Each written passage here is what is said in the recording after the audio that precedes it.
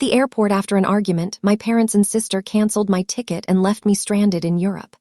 No boarding pass, no phone, no way to contact anyone.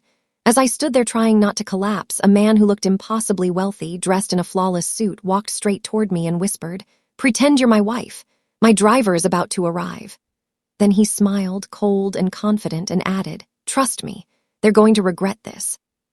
At that moment, I had no idea how devastatingly right he was. My name is Joyce Romero. I'm 38 years old, and that day at Charles de Gaulle Airport in Paris destroyed the version of my life I thought was stable. We had traveled together as a family, my parents, my sister, and me, on a trip I had largely paid for. Hopping time away might mend the fractures left after my divorce. Instead, everything unraveled at the check-in counter. When I refused to send more money home immediately and said I needed to rebuild my savings, the atmosphere turned vicious. I was accused of being selfish, emotionally unstable, unreliable.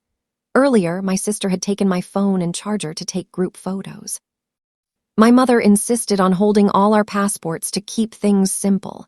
When they collected their boarding passes and headed toward security, panic set in. My ticket was gone.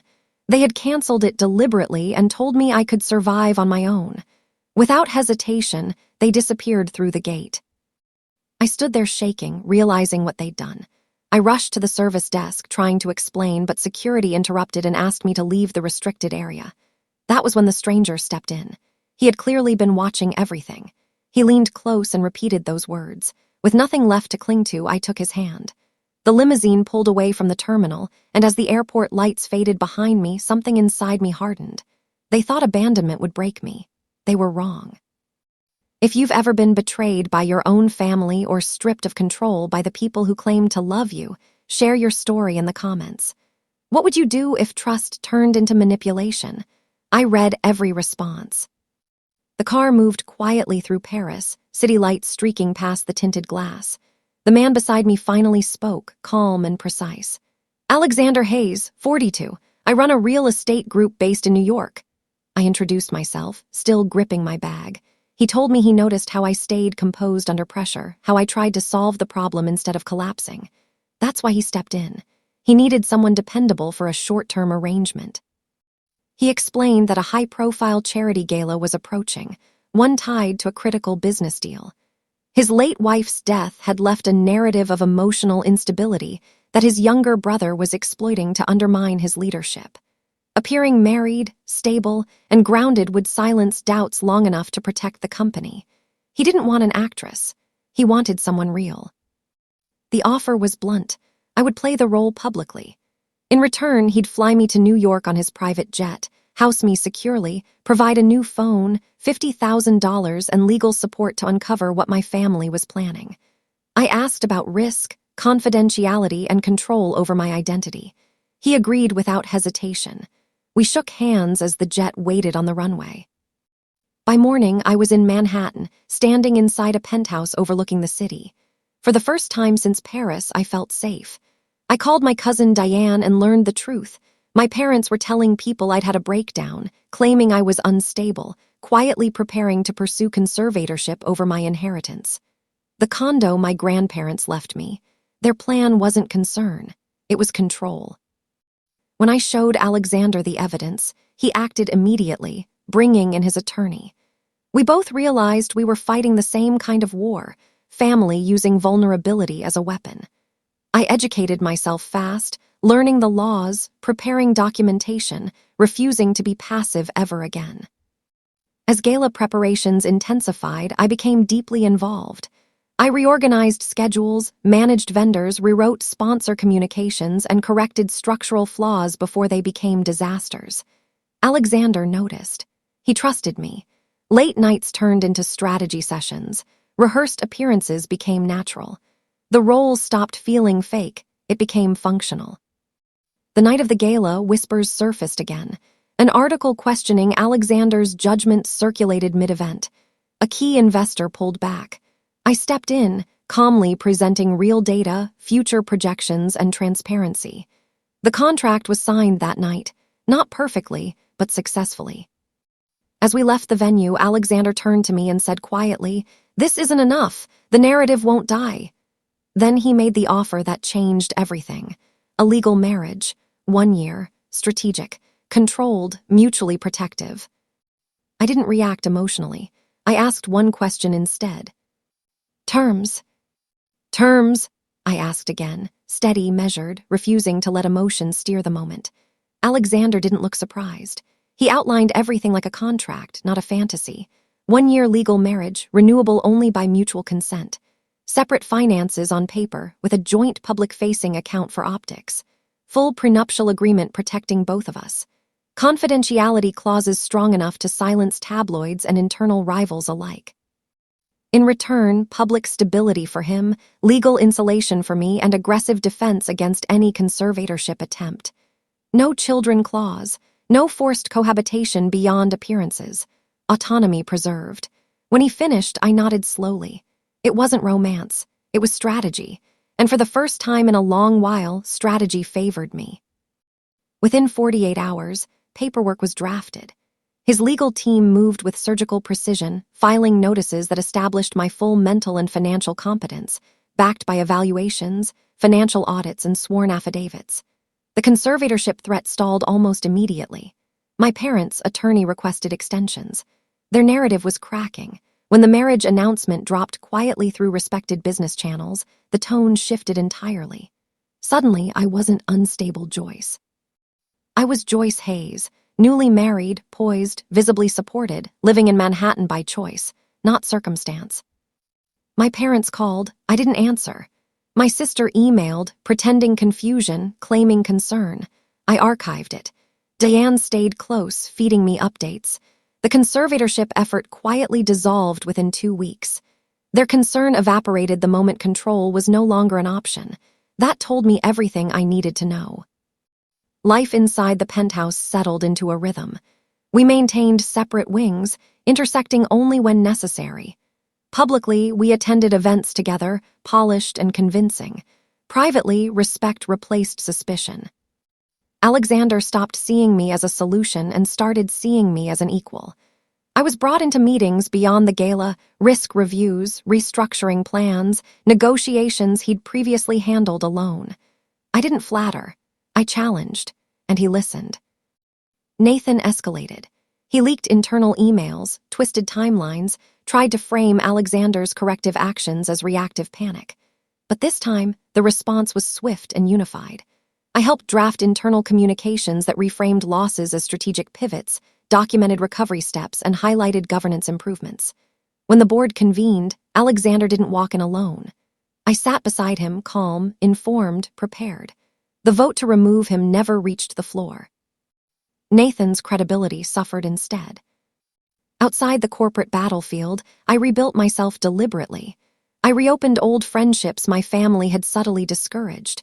I reclaimed routines I'd abandoned during the marriage and divorce years. Therapy, not hidden this time, not weaponized. Documented strength, not weakness. I learned how easily vulnerability can be exploited when it's not owned openly. The press tested us constantly. Love after loss. Unexpected second chances. We gave them nothing emotional to chew on, controlled statements, neutral warmth, no cracks. It drove them mad. Rumors dried up. Stability became boring, and boring doesn't sell. Months passed. The 1-year mark loomed closer than expected. One night, reviewing documents late, Alexander spoke without looking up. "You don't owe me renewal." I appreciated that he said it before I had to. "I know," I replied. Silence stretched between us, not uncomfortable, just honest. By then, my finances were stronger than they'd ever been. I renegotiated the condo lease terms, diversified investments, and secured independent legal oversight. No one could touch what was mine again. Control reclaimed doesn't announce itself loudly. It settles in quietly, firmly. When my mother finally tried to reconnect, it wasn't with apologies. It was with nostalgia, selective memory, and implied obligation. I shut it down politely and permanently. Boundaries don't need anger to be effective. The contract year ended with no drama. We finalized the separation paperwork cleanly, respectfully, privately. No bitterness, no spectacle, just closure. At the press conference announcing Alexander's company expansion, I stood briefly beside him one last time, then stepped back out of frame. That was intentional. I walked out of that chapter with something I never had before, proof that survival doesn't require permission, and strength doesn't need validation. What started as abandonment in an airport ended as autonomy reclaimed on my own terms. And that, more than revenge or reconciliation, was the outcome that mattered. After the separation paperwork was finalized, something unexpected happened. The silence didn't feel empty. It felt earned. I moved out of the penthouse into my own place downtown, a sunlit apartment with floor-to-ceiling windows and none of the weight of borrowed power. For the first time in years, every decision, small or large, was mine alone. No family pressure, no performance, no pretending. Alexander and I didn't cut contact completely. We shifted into something quieter and more honest. Occasional strategy calls, coffee meetings where business stayed business, mutual respect without dependency. His company stabilized fully within months.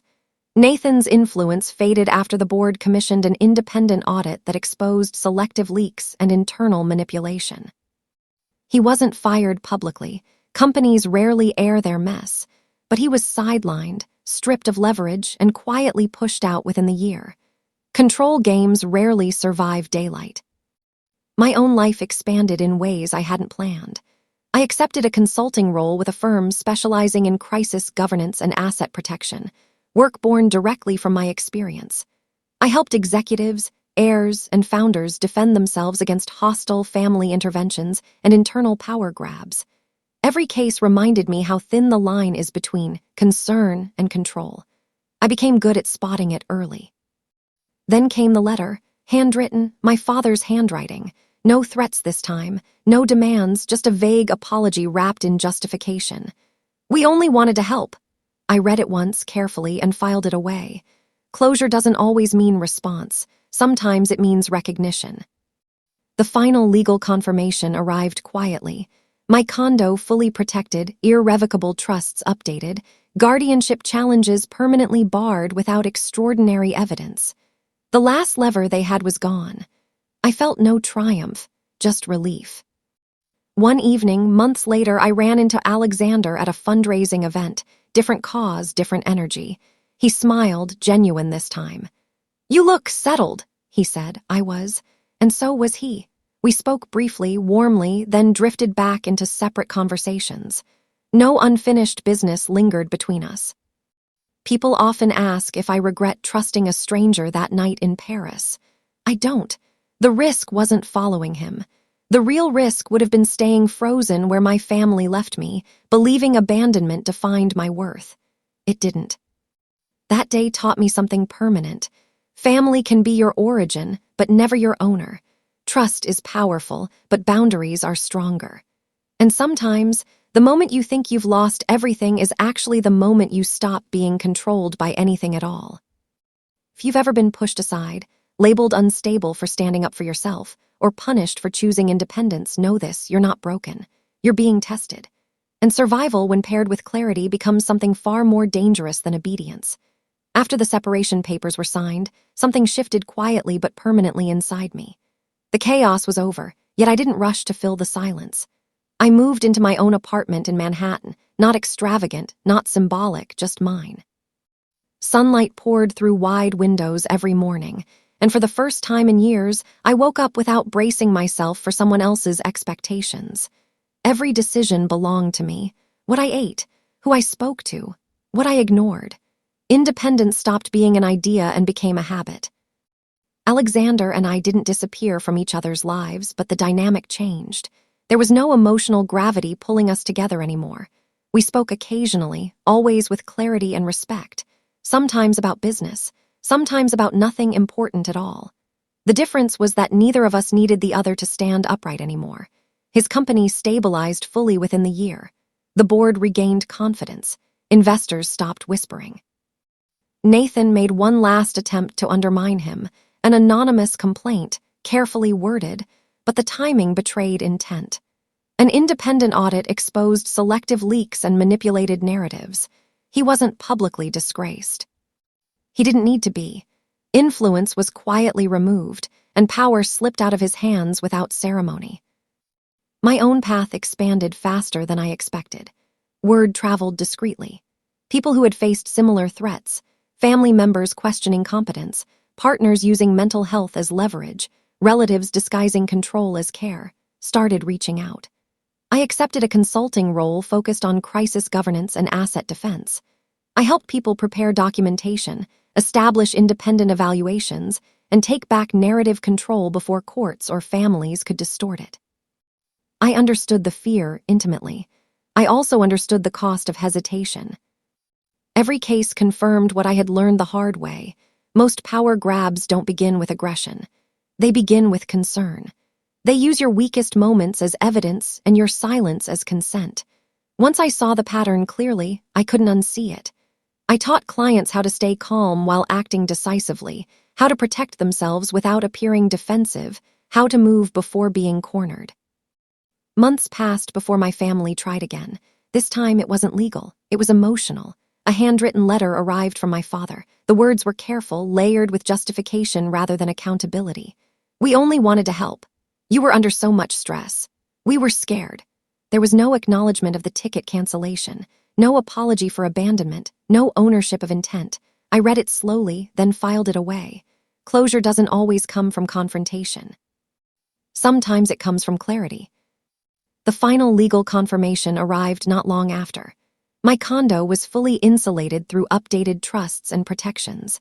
Any future attempt at conservatorship would require extraordinary medical evidence and court oversight. The door they had tried to force open was now permanently locked. I felt no satisfaction in it, only relief. Safety doesn't need applause. At a fundraising event months later, I ran into Alexander again. Different venue, different energy. He looked lighter, more grounded. He smiled and said, "You look settled." I corrected him gently. "I'm not settled," I said. "I'm self-directed." He understood immediately. We spoke for a few minutes, wished each other well, and moved on separately. No unresolved tension lingered. No debt remained between us. People still ask me if I regret trusting a stranger that night in Paris. I don't. The real danger wasn't following him. The real danger would have been staying where my family left me, frozen, doubting my own reality, waiting for permission to survive. That night didn't save me. It reminded me that I could still choose. What I learned stays with me now. Family can be your origin, but it is never your owner. Concern without consent is control. Stability is not the absence of struggle, it is the presence of agency. And sometimes, the moment you think you've lost everything is simply the moment when nothing owns you anymore. If you've ever been labeled unstable for setting boundaries, punished for choosing independence, or abandoned when you stopped being useful, understand this. You're not broken. You are being tested. And once you pass that test, you become something far more threatening than obedient, someone who cannot be controlled again. In the years that followed, I became more deliberate about how I lived and who I allowed close. I stopped explaining my choices to people who were committed to misunderstanding them. Peace, I learned, isn't passive, it's protected. I built routines that reinforced that protection. Regular therapy not as damage control, but as maintenance, financial reviews every quarter, legal check-ins that ensured nothing slipped through the cracks again. Preparedness became a form of self-respect. I also learned how grief and independence can coexist. The loss of my marriage, the betrayal by my family, even the strange alliance with Alexander, all of it reshaped me, but none of it defined me. I stopped seeing my past as something to escape and started treating it as intelligence earned. Experience, when processed honestly, becomes power. Occasionally, I'd receive messages from people who had heard my story through quiet channels, friends of clients, colleagues of colleagues. They'd say things like, "I didn't realize what was happening to me until I heard what you went through." Those messages mattered more than any professional recognition. They reminded me that survival, when shared carefully, can interrupt someone else's isolation. My parents eventually stopped reaching out, not because they understood, but because they no longer had leverage. That was the truest indicator of change. Love that requires access to your life isn't love, it's control. When access disappears, so does the performance. I accepted that without bitterness. Acceptance doesn't mean agreement, it means freedom from expectation.